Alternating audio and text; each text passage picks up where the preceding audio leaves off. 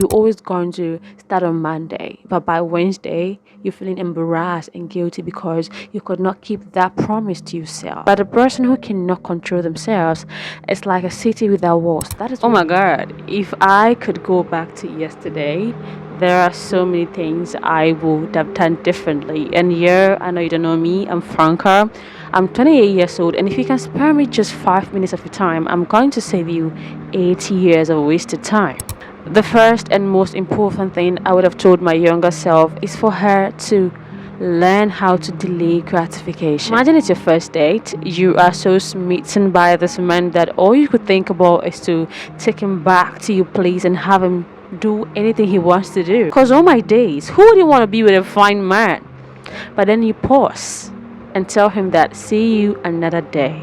That is delayed gratification. Most often we make promises because we are so high and lost in the promise of instant fulfillment, be it money, sex, alcohol, or whatever. But a person who cannot control themselves is like a city without walls. That is what the Bible says. And I wish I had learned that earlier, especially when it comes to food, because the comfort that we seek from instant fulfillment is just a distraction from the problems that we don't want to admit. Anytime you're faced with instances where you have to instantly gratify yourself, you should ask yourself that what reward are always there in doing something that instantly excites you, gives you short-term excitement, but then it will leave you feeling guilty and embarrassed after that excitement wanes off. If you don't learn to tame your desires, you're always going to start on Monday, but by Wednesday, you're feeling embarrassed and guilty because you could not keep that promise to yourself, alright? You're gonna get stuck in the loop of feeling and trying. It's good to fail and try.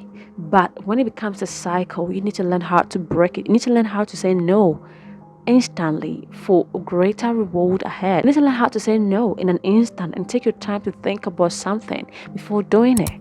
Next thing I'm gonna tell my younger self is for her to live her life, alright? Because you have no idea how many people get to 30 and they wish that they have done A, B, C, and D. When I was 19 years old, I could not wait to turn 20. Then I turned 20, and in just a minute, I'm 28 years old and counting, alright? And one thing I wish I did not do is I wish I did not listen to people as much as I did. But at the end of the day, it's about being able to say that you have the courage to live the life that you were called to live. One reason why I did not start posting vlogs earlier on this channel was because I always said that my life was not that aesthetic and my life wasn't that interesting, and it makes me uncomfortable now. But now I'm posting more videos because, girl, if I'm going to be uncomfortable, then I'd rather make some money being uncomfortable than to just sit down and hide because I think people are gonna talk. It's your life, sweetheart.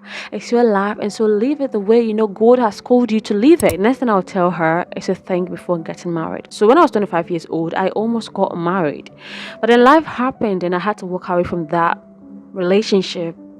I mean, I was this close to getting married. And if you had asked me at the time why I was getting married, I can't even tell you. Alright, I did not even know myself. I was making that lifelong commitment based on the feeling that I didn't take time to scrutinize.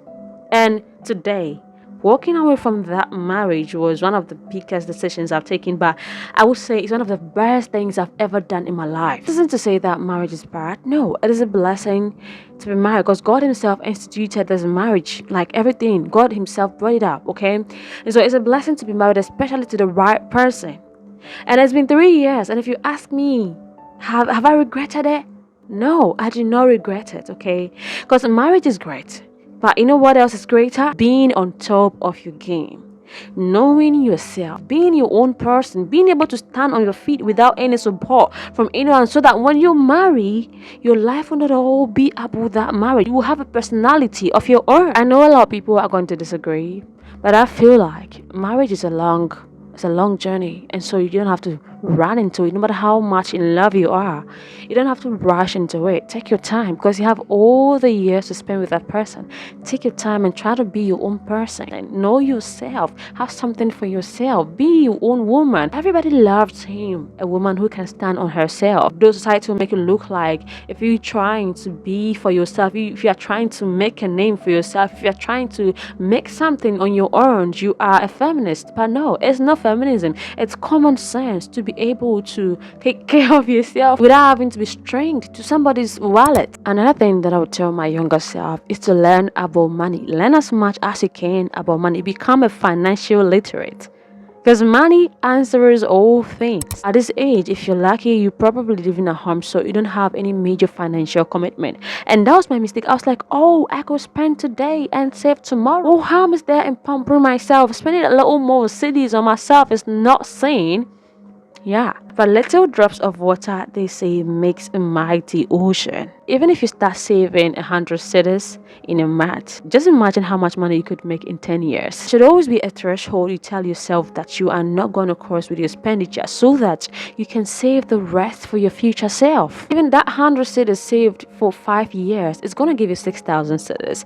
That 6,000 cedis, I know, is not much money, but that money put into treasury bills, bonds, or any good money market in Ghana could earn you interest, which you're going to roll over and allow to create wealth for you for the long term. What nobody told me growing up was that wealth creation takes patience. It's not about what you can get today, it's about what you can save, grow, and accumulate in 10 to 15 years. So make money, save money, and learn how to grow money, sis. Next thing I would tell her not to joke with is for her to do skincare. Do skincare, sis. Wear sunscreen. Take care of your skin, because it is the storefront to your body. And this isn't only limited to our skin, but our entire body. This is the vessel that houses your mission, your purpose. And if the vessel breaks down, it cannot carry you to the destination you want to get to. So take care of your body. This video is probably short, I know, but these were things that if I had known, I wouldn't be here today. Alright, I know that I'm not alone in thinking this way. So let us know in the comment section, what are some things that you think that ladies growing up should know before they get to a certain age. Thanks for watching, and until I see you next time, take care of yourself.